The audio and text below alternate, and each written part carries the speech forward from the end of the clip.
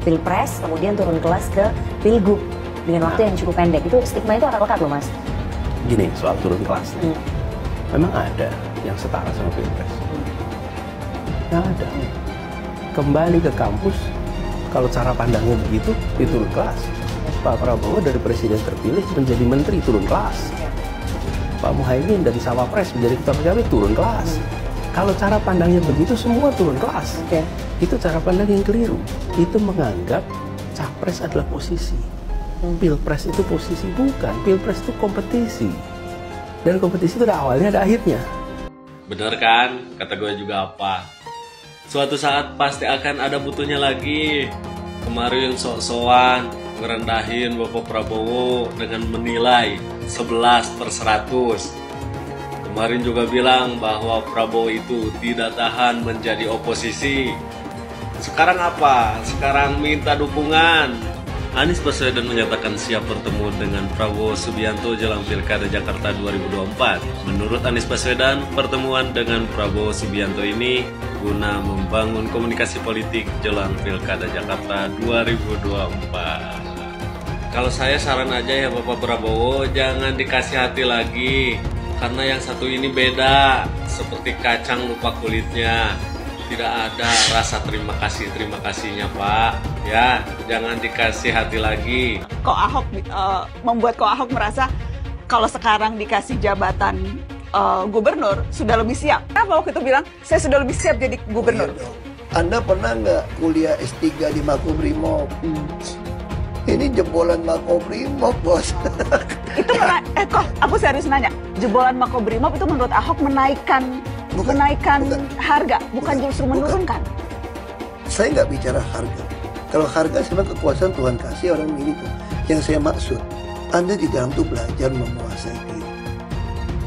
Karena yang paling penting pun, penguasaan diri itu melebihi orang yang menaklukkan kota. Jadi kalau kamu jadi jenderal yang hebat, bisa menaklukkan satu kota, itu kalah dengan orang yang bisa menguasai diri. Nah, itu kelemahan saya kasih contoh kan. Kalau dulu dia bilang ini bukan teh air putih, gue ajak lu ribut. Berjam-jam tuh, ngabisin waktu gitu. Kalau sekarang saya cuma sekian. Karena di dalam tuh saya belajar. Dan kemudian? Nah, itu jadi satu, saya bilang kan. Saya jadi belajar banyak di dalam. Banyak orang tanya, kalau dunia bisa diputar balik, kamu mau nggak kalau bisa menghindari? Kan biasa film-film kan gitu kan. Waktu gitu kan. Putar, lalu kita supaya menghindari itu.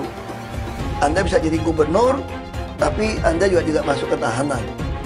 Itu yang saya maksud. Saya bilang, saya pilih tetap sama. Kenapa? Karena saya akan jauh lebih siap jadi apapun ketika saya bisa menguasai diri saya. Dan apakah memang... Itu yang saya maksud. Dan ketika mengatakan itu berarti siap, kalau kita bicara konteks politik hari-hari ini, yang di depan mata kan pilkada serentak. Termasuk juga kesiapan untuk maju ke salah satu pilkada, apakah Jakarta atau apapun. Saya masih tetap politisi. Sebagai kader politik, di tugas manapun bisa. Tapi sebagai teman Ibu Mega, saya mesti bilang dong, saya nggak mau itu. Kalau saya berharap sih, memang Mas Anies biar nggak ikut lah. Ribet itu kalau ada Mas Anies. Nanti kalau kalah, teriak-teriak curang, ya. Kemudian nanti kalau kalah itu demo berjilid-jilid. Dan jika kalah nanti kemudian menyalahkan KPU, menyalahkan DKPP, menyalahkan Bawaslu, ya, menyalahkan Pak Jokowi, menyalahkan Pak Prabowo, dan ujung-ujungnya demo berjilid-jilid begitu ya.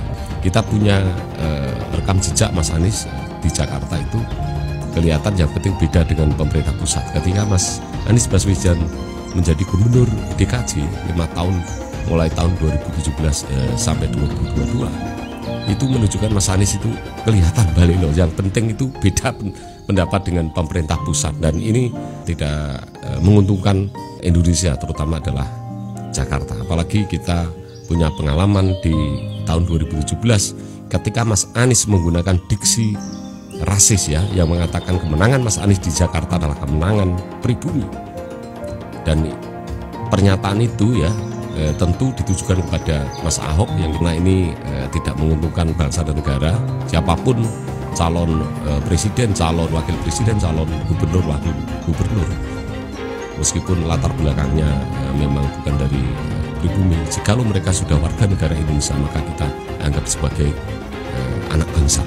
Tetapi pernyataan Mas Anies yang kemudian mengatakan bahwa kemenangan Mas Anies di DKJ adalah kemenangan pribumi, ini seolah-olah Mas Anies mengatakan bahwa Mas Anies pribumi, kemudian Mas Ahok bukan pribumi.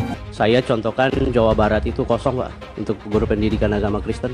Banten sampai hari ini gurunya semua yang agama Kristen itu Pak, semua volunteer tanpa gaji Pak. Satu daerah di Cianjur, daerah Kristen itu, anak-anaknya 100%, hampir 90 sampai 100% Kristen, tidak diizinkan guru agama yang beragama Kristen ataupun ASN beragama Kristen untuk mengajar. Jangan sampai gereja itu banyak mengalami persekusi, jangan sampai pendidikan juga begitu Pak. Seperti ada penahanan atau pembatasan di provinsi-provinsi tertentu. Saya kasih contoh Depok itu Pak. Depok sampai hari ini satu formasi pun tidak dimunculkan. Itu orang Batak banyak di sana Pak. Bekasi 1.500 formasi kemarin itu, tidak satu pun orang Kristen Pak, guru agama Kristen Pak. Untuk formasi P3K itu domainnya pemerintah daerah, bukan Kementerian Agama lagi. Jadi untuk pengangkatan untuk formasi ini diajukan oleh BKD provinsi Pak, atau kota ataupun kabupaten. Nah, yang mempersulit BKD?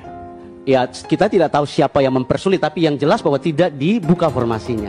Banten itu Pak sampai hari ini Pak, itu hampir semua sekolah yang ada anak-anak Kristennya itu Pak, guru terpaksa dari luar datang volunteer tanpa gaji Pak. Minimal 15 anak dalam satu sekolah harus ada guru agama dengan sesuai dengan agamanya, berarti sudah wajib pemerintah menghadirkan guru. Permendiknas juga demikian, untuk menyampaikan kepada beberapa daerah atau provinsi ini, khususnya Jawa Barat, Banten, kemudian Jawa Timur, Jawa Tengah, kemudian Pekanbaru, dan beberapa daerah lagi, Padang. Dan kami berharap bahwa kehadiran pendidikan di Indonesia itu bagi semua golongan masyarakat, tidak boleh pandang bulu. Di Indonesia ini 10 tahun, 5 tahun terakhir ini Mbak, Kristenfobia dan sentimen anti-Kristen ini semakin parah. Sudah dalam kondisi yang sangat-sangat memprihatinkan. Ini aku punya data Mbak, sejak pasca Pilpres saja itu sudah terjadi ada 6 kasus. 6 kasus umat Kristen sedang ibadah dibubarin, gereja ditolak, dan berbagai macam bentuk persekusi yang menimpa kepada umat Kristen minoritas di negeri kita.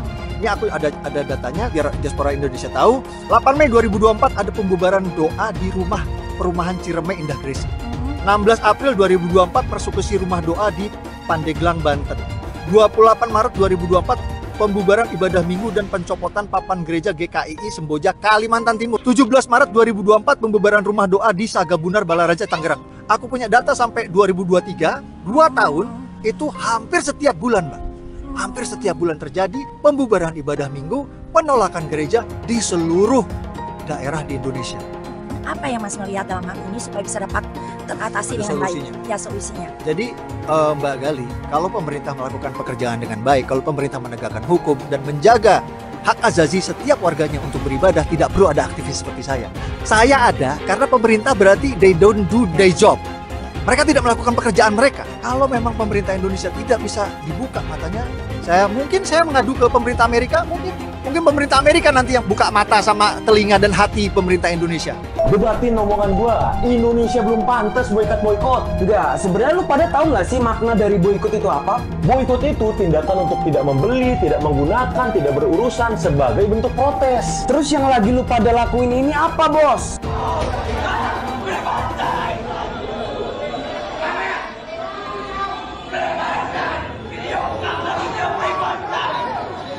Itukah boikot, Bos? Dengan lu ngerusuh di tempat orang yang lagi kerja, lagi makan. Itukah boikot yang lu pahami? Lu pada tahu kagak karyawan yang lu boikot itu juga saudara sebangsa kita, Bos. Kok hobi banget hidup lu nyusahin orang? Tapi kan Bang, bisa cari kerja di tempat lain yang netral. Cariin. Coba cariin. Enteng bener kelakuan lu pada ya. Tahu nggak berapa banyak orang di Indonesia ini yang udah di PHK? Lu sampai mikir kagak kalau ada sesuatu yang harus mereka tanggung? Entah ibunya lagi sakit, anaknya butuh susu, harus bayar ini itu. Pada mikir sampai sana nggak lu? Minimal kalau lu pada nganggur, jangan ngajak orang yang lagi kerja jadi pengangguran juga dong. Lagian boikot kok nanggung-nanggung. Semua barang yang lu pakai no buatan Amerika.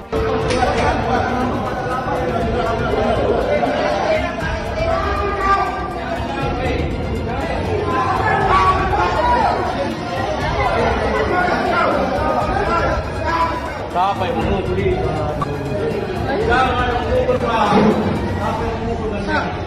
Saya baru saja dengar Majelis Ulama Indonesia alias MUI menyatakan bahwa umat Islam tidak boleh menyampaikan salam agama lain.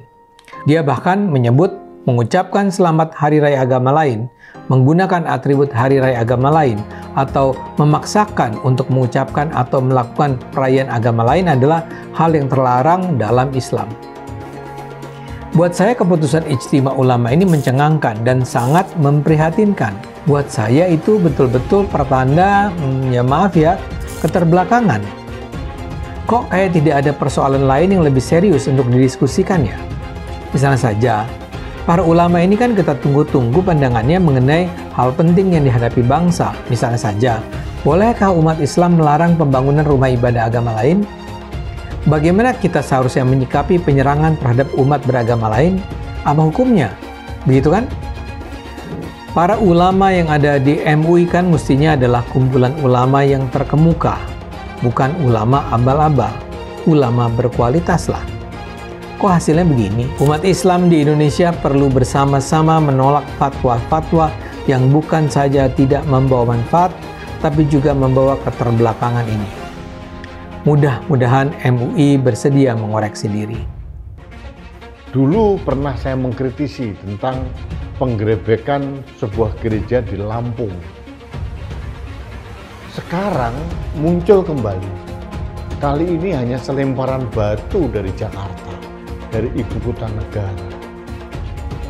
Tepatnya di Tangerang Selatan. Ini ceritanya sekelompok mahasiswa dari Universitas Pamulang yang beragama Katolik sedang melakukan doa rosario. Tiba-tiba sama Pak RT dan kelompoknya digerebek habis-habisan dan mereka datang dengan membawa senjata tajam, memukuli mahasiswa, bahkan banyak juga mahasiswa perempuan, dan bahkan ada juga yang sempat kena bacok, entah apanya. Alasannya mereka rumah tidak boleh untuk beribadah, kalau mau beribadah di gereja saja. Ini kan otak somplak. Kita boleh beribadah di rumah kita masing-masing, mungkin dengan 1, 2, 3, 4 orang teman. Aturan mana yang dilanggar oleh mahasiswa-mahasiswa itu? Justru aturan dari ketua RT setempat dan kelompoknya yang otaknya somplak ini yang menurut saya yang banyak melanggar peraturan. Itu melanggar hak asasi manusia, melanggar hak suatu kelompok untuk memeluk agama dan menjalankan ibadah agamanya. Orang-orang di Pamulang yang menyerbu adik-adik dari Unpam ketika mengadakan malam rosario itu diperintah oleh siapa dan mengikuti tauladannya siapa? Kalau Nabi Muhammad sendiri tidak pernah melakukan itu. Pernahkah Rasulullah beserta para sahabat datang ke rumah warga yang non-muslim, lalu kemudian mengancam mereka dengan pedang karena mereka berbeda agama dan melakukan ritual-ritual di rumahnya? Saya mau tanya, siapa yang pernah menemukan sejarah ini? Saya tantang sekarang. Silahkan sebut nama kitabnya. Silahkan sebut nama periwayatnya. Pernahkah Rasulullah melakukan itu? Maka kemudian saya betul-betul memprotes betapa konyolnya orang-orang yang menyerbu adik-adik dari Unpam ketika mengadakan malam rosario itu. Hanya karena dianggap sebagai ancaman, karena berbeda. Ini adalah efek dari ulama-ulama yang kadang-kadang menyerukan kebencian kepada pemeluk agama lain. Menyerukan kebencian dan permusuhan kepada orang yang berbeda. Ini adalah ulama-ulama yang tidak wajib untuk diikuti. Bahkan haram untuk diikuti. Ini hanya akan semakin membuat jelek wajah Islam dan syiar Islam. Saya dari Sampang Madura, demi Allah, saya tumpas itu semua. Seandainya bukan bulan puasa, polisi, saksikan saya orang Madura. Andai bukan bulan puasa, saya sembelih semuanya itu. Paham Madura? Saya bukannya tidak tahu yang ada di negara ini. Saya paham karena saya rakyat kecil. Di Madura cuma sampai karena saya bertekad berjuang teguh untuk memenangkan Anies Rashid Baswedan tanpa sopan. Dan saya kesini ngokos sendiri, saudara. perjalanan 1 malam, 1 hari 1 malam. Monggo sendiri, beda dengan yang di sana. Indonesia tanpa Jokowi. Indonesia tanpa Jokowi. Indonesia tanpa Jokowi. Mengapa saya katakan demikian? Seorang Bapak Rias Rasyid, pengamat politik yang santun dan cerdas, sampai mengatakan untuk mendapatkan seorang dengan kepribadian yang tidak tahu malu sedemikian rupa dibutuhkan lebih dari 100 tahun. Bayangkan, dan Indonesia memilikinya. Sifat-sifat Fir'aun itu ada dalam dirinya, yaitu memecah belah dan mempertahankan kekuasaan dengan segala cara. Oleh karena itu, Bapak-bapak dan Ibu sekalian, saya ingin Anda semua kembali ya kuatkan tekad kita bahwa perjuangan ini harus mencapai tujuannya dan konstitusional. Oke? Gagal nyomot saksi, ngundang menteri. Akhirnya menteri bawa data, dijelasin semua. Bengong, kurang puas, ngundang lagi Jokowi. Terus aja biar sampai menang ya kan. Jangan lupa ngundang Joe Biden sama Jiping ya, karena dia ikut ketemuan Pak Prabowo tuh. Undang semua di MK, Jiping sama Joe Biden ya. Habis itu lo undangin semua tuh jin-jin yang ada di laut. Biar lo pada menang. Jin yang ada di langit juga undangin ya. Jangan lupa. Bawa ke MK semua. Gue bilang pindah-pindah, ntar perahu lo bocor, nyesel lo. Kalau dikasih jalan itu, tinggal Anies dengan Caimin berani nggak? Jangan kau mau enak aja, kamu jadi presiden kan ente, ya, wakil presiden ente. Kok kita suruh berkorban? Kita pasti mendukung, tapi nanti di depan dong. Nabi Muhammad tuh lebih di depan, bukan dari belakang meja. Dengan perjuangan dia, kami bisa melawan kezaliman dan ketidakadilan oleh Joko Widodo. Maka perjuangan ini kami tidak akan pernah berhenti sampai nyawa dan darah saya pertaruhkan. Saya diberi nilai 11 dari 100. Itu nilai luar biasa. Pertama kali dalam hidup saya terima nilai itu.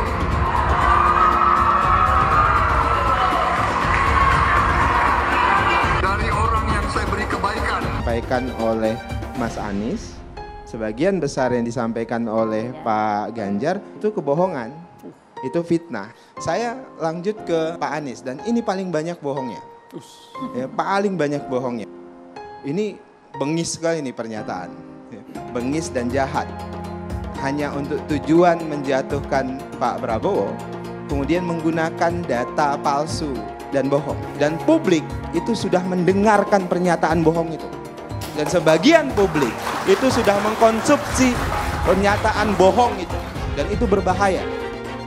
Itu pernyataan bohong yang luar biasa. Terkait dengan pertahanan, berapa skor yang Bapak berikan atas kinerja Kementerian Pertahanan yang dipimpin oleh Bapak Prabowo? Silakan Pak Ganjar. 5 cukup. Skornya justru di bawah 5, Mas Ganjar. Kalau 5 itu ketinggian, Pak Ganjar. Terima kasih, Pak Ganjar. Anies gak usah takut. Disebut aja angkanya berapa gitu. Kayak saya gitu loh. Jangan di bawah 5, sebut aja berapa. 11, Mas. Dari 100. Mensyukuri kenapa kalah, kenapa ditahan. Saya bersyukur atas itu semua. Saya coba bayangkan ya, kalau seandainya waktu itu kita menang, gitu ya, hari ini belum tentu kita bisa nikmati seperti ini. Kita bersyukur 5 tahun Tuhan izinkan kasih ke orang yang pintar ngomong untuk kerja. Coba kalau kita bayangkan gitu ya, kalau kemarin saya masih jadi gubernur, ini saya udah turun ini. Tapi yang pintar ngomong itu dikira orang hebat kan? Ini lebih berbahaya tahun 2024. Langsung ketahuan karakternya. Langsung ketahuan itu. Di saya juga ada kutipan Pak di kamar saya Pak. Tulisannya, Jakarta telah mengambil keputusan yang fatal. Jangan hanya konsentrasi pada pembangunan benda-benda mati yang indah difoto dan bisa ditunjukkan dalam 5 tahun hasilnya. Kalau kita mau menilai sebuah janji, maka lihat janjinya atau lihat kenyataannya. Dulu janjinya apa ya? Dan ini aneh, betul-betul aneh. Ini bukan kampanye, tapi saya sampaikan sini. Di satu sisi menyiapkan jalur-jalur air untuk dikirim ke laut, Di sisi lain di lautnya dipasang dengan pulau reklamasi, tinggal tunggu waktu jadi rob, air balik. Dan ini melawan sunatullah. Kenapa? Air itu turun dari langit ke bumi, bukan ke laut. Harusnya dimasukkan ke dalam bumi, masukkan tanah. Di seluruh dunia air jatuh itu dimasukkan ke tanah, bukan dialirkan pakai gorong-gorong raksasa ke laut. Jakarta telah mengambil keputusan yang fatal. Bukan banjir, itu memang parkir air. Bukan banjir, itu memang parkir air. Masyarakat berkeliling dengan membawa toa untuk memberitahu semuanya, termasuk sirine. Ibon 82 miliar. Apa alat transportasi yang dimiliki oleh hampir setiap orang? Alat transportasi yang dimiliki semua orang adalah kaki. Kalau seandainya orang Jakarta percaya Pak Anies jadi gubernur pun, saya berani jamin kok dia akan lakukan normalisasi yang sama seperti saya lakukan kok. Gak usah bohong lah. Ketika air sampai di muara, maka siap untuk dipompa ke laut. Pancasila Soekarno, ketuhanan ada di pantai. Anak Tuhan dari mana? Kalau Yesus anak Tuhan, bidangnya siapa? Besok di seluruh wilayah Indonesia akan katakan dan Iblis hanya menggoda orang yang beriman. Makanya jarang-jarang orang kafir kerasukan setan. Yang kerasukan setan itu orang baik-baik. Jarang, saya belum pernah nengok Cina kerasukan setan. Pernahkah Ahok itu kerasukan setan? Enggak, setannya juga. Karena sesama setan jarang saling menggoda. Karena di salib itu ada jin kafir. Karena di salib itu ada jin kafir. Karena di salib itu ada jin kafir. Haleluya. Kepalanya ke kiri apa ke kanan? Kepalanya ke kiri apa ke kanan? Tetap percaya salib itu lambang mulia, bukan jin. Kok ketawa? Aku nggak nyindir siapa-siapa loh. Saya nggak pernah mundur untuk kebenaran, keadilan, kejujuran. Dan peri kemanusiaan, gue nggak pernah mundur. Dan gue nggak pernah takut juga sama lu. Siapapun yang rasis, gue akan hadapin. Karena rasis itu tidak berperi kemanusiaan. Sama saya ditanya dulu kan, kamu nyesel nggak statement kamu di Pulau Seribu sehingga masih masuk penjara? Tidak pernah nyesel, karena saya mengatakan kebenaran. Hai teman-teman, tahun ini adalah tahun yang bagus untuk trading di market kripto, terutama Bitcoin dan kripto lainnya. Teman-teman bisa gunakan kesempatan ini untuk mencari cuan dengan trading di market kripto. Untuk trading, teman-teman cukup registrasi dengan menggunakan link di kolom deskripsi, lalu deposit, tentukan apa yang ingin kalian tradingkan, lalu tekan tombol buy. Sesimpel itu.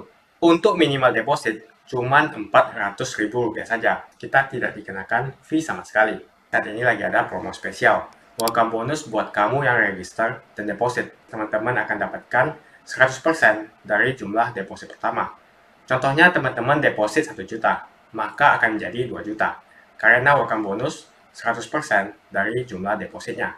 Jika ada pertanyaan, teman-teman bisa hubungi WhatsApp di kolom deskripsi. Saya juga mau mengajak teman-teman untuk bergabung di komunitas trading yang ada di kolom deskripsi. Di sana saya akan memberikan sinyal trading yang bisa teman-teman ikuti.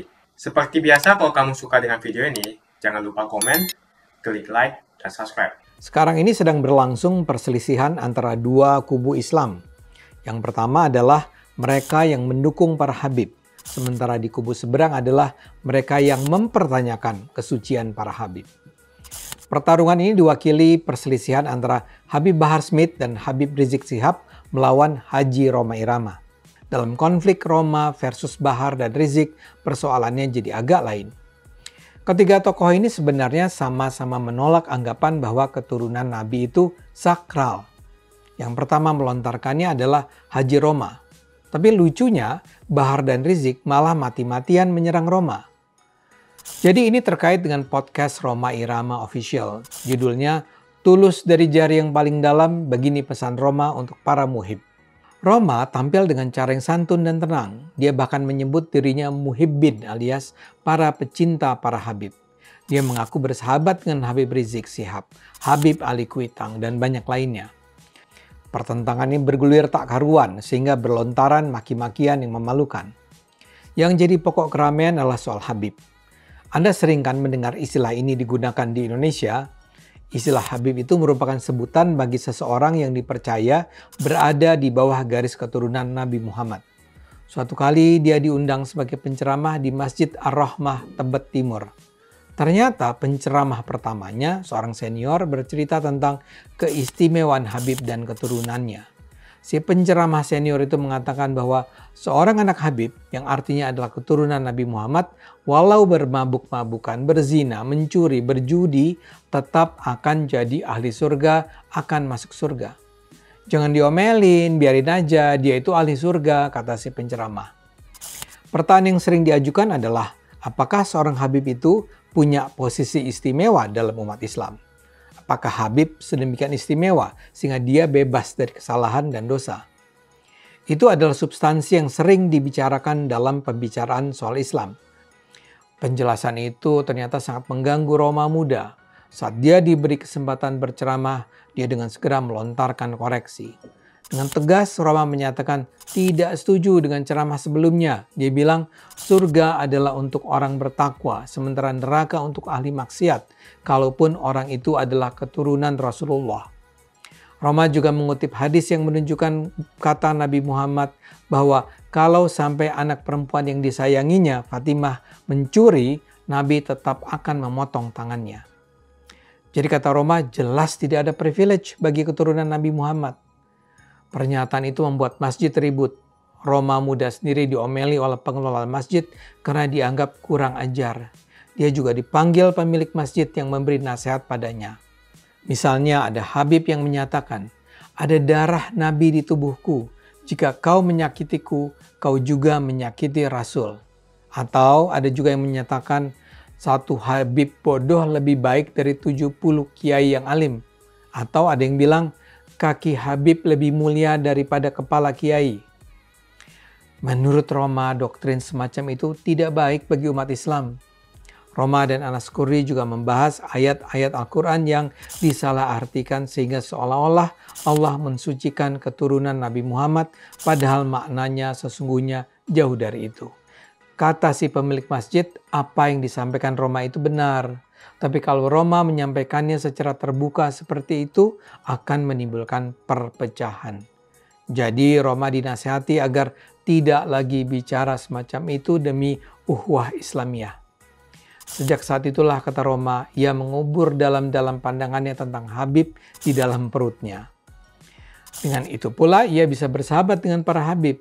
Tapi sekarang 50 tahun kemudian, Roma merasa bersedih mendengar masih ada oknum-oknum Habib yang berdakwah dengan cara yang dulu dikritiknya. Seperti Anda lihat, Roma tidak sedang menyerang Habib. Dia hanya menyatakan Habib itu tidaklah sakral dan dapat dihukum Tuhan karena ia berdosa.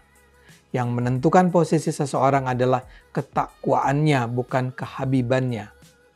Tapi masalahnya ternyata ada Habib-Habib yang tersinggung dengan podcast Roma itu. Yang paling keras bereaksi adalah Habib berambut pirang, Bahar Smith. Dia bilang Roma itu fitnah dan mau jelek-jelekin keluarga keturunan Nabi. Bahar bahkan sampai mengatakan Roma itu bacot dan main begal nasab. Buat saya ini sangat mengherankan. Mengapa Bahar harus marah-marah? Padahal dia dan Roma sebenarnya sejalan dalam hal penyikapan tentang Habib. Tapi bukan hanya Bahar yang marah-marah. Habib lain yang ngomel adalah Rizik Syihab. Ia memang tidak menyebut nama secara spesifik, tapi siapapun tahu pasti yang dia tuju adalah Rhoma Irama. Rizik bilang, ada seorang tokoh lanjut usia yang di podcastnya bicara seenaknya bahwa ada doktrin begini begitu tentang Habib. Lalu Rizik mengatakan, hati-hati, saya nasihati Anda. Umur Anda sudah lebih dari 80 tahun. Sudah tua, sudah lanjut usia. Jangan sampai su'ul khotimah. Takutlah kepada Allah. Su'ul khotimah itu artinya akhir yang buruk. Bahar pun mengajak para jamaahnya untuk tidak percaya dengan pernyataan Rhoma Irama. Dan kasar dia bilang, kalau memang ada Habib yang ngomong begitu, saya yang bantai dia di depan Rhoma Irama. Bahar menegaskan semua Habib, meskipun keturunan langsung Nabi Muhammad, jika berbuat dosa tidak perlu diikuti. Pun jika ada Habib mengajak kemaksiatan, maka sudah pasti masuk neraka. Kami para habaib tidak pernah diajarkan seperti itu, kata Bahar. Walaupun nasab kami mulia, walaupun kami anak cucu Nabi, tapi kalau berbuat dosa, kalau berbuat maksiat, tetap tempatnya neraka. Tapi kalau dipikir-pikir, barangkali juga kemarahan mereka ini adalah ekspresi ketidaknyamanan mereka akhir-akhir ini terhadap banyaknya keraguan tentang posisi kehabiban di Indonesia. Beberapa tahun terakhir ini memang meluas pertanyaan-pertanyaan yang diajukan tentang apakah Habib itu memang sebuah posisi yang layak dihormati. Bahkan ada studi ilmiah yang menunjukkan bahwa para Habib di Indonesia hampir pasti bukanlah keturunan Nabi Muhammad. Sangat mungkin ini semua mengganggu kenyamanan mereka. Rizik juga mengingatkan agar Roma tidak menyebar fitnah bahwa ada doktrin bahwa Habib bebas dari dosa. Ia juga menjelaskan bahwa dia tidak pernah diajari ayahnya, kakeknya, pamannya, guru-gurunya bahwa sebagai Habib dia boleh mabuk, tidak sholat, dan berzina. Rizik bahkan menyatakan siap menghukum Habib yang mengajarkan ajaran bertentangan dengan agama Islam. Bagi saya, kemarahan Bahar dan Rizik ini sungguh mengherankan. Kemarahan mereka sama sekali tidak pada tempatnya. Bukankah mereka menyetujui pandangan Roma? Mengapa mereka justru menuduh Roma menyebarkan fitnah? Bukankah mereka seharusnya bersekutu? Dan kini ketika bahkan seorang Rhoma Irama yang mereka harapkan seharusnya membela mereka membuat podcast berisi keraguan tentang kesakralan Habib, mereka memilih tidak akan lagi diam. Mereka mengaum marah. Tapi sayangnya kekalapan mereka justru semakin memperlihatkan kepada publik bahwa kalaulah mereka adalah keturunan Nabi Muhammad, itu sama sekali tak menjamin kualitas keislaman mereka. Saya sendiri percaya di hadapan Tuhan kita semua pada dasarnya sama. Kualitas kita ditentukan oleh apa yang kita lakukan, bukan oleh garis keturunan kita. Haji Roma, ayo terus suarakan kebenaran. Kelurusan pandangan Anda pasti akan banyak diperhatikan. Dengan menggunakan politik identitas, relawan Anies akan menggulingkan Jokowi. Relawan Anies yang mayoritas mengasung khilafah, seperti kadrun FPI dan HTI, ingin melengsarkan Pak Jokowi. Tapi pendukung Anies lupa bahwa 82% penduduk Indonesia suka dengan kinerja Pak Jokowi. Saya pikir kalau terjadi baku hantam, maka ada 82% yang akan menghajar kadrun pengasung khilafah itu. Yang jelas saya tidak akan memilih Anies, karena Anies bukan pribumi yang jelas. Dan Anies juga merupakan antitesis daripada Jokowi. Antitesis artinya bertolak belakangan dengan semua kebijakan Jokowi. Anies sudah terang-terangan menyebutkan dia tidak akan melanjutkan kinerja dari Pak Jokowi. Tidak ada infrastruktur yang akan dibangun jika Anies memimpin Indonesia 5 tahun ke depan. Lagi pula Anies juga didukung oleh khilafah dan pendukung Anies dari ormas seperti FPI dan juga HTI. Apa kita mau FPI dan HTI kembali di Indonesia jika Anies memimpin? Anies adalah bapak politik identitas yang menghalalkan segala cara untuk menggapai kekuasaan, termasuk menggunakan politik identitas berbasis agama.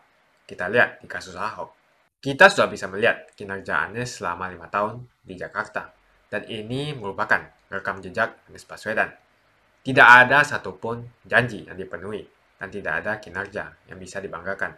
Dari DP 0%, OKOC, kelebihan bayar, Formula E, banjir, sumur resapan, jalan rusak, dan gonta-ganti nama jalan.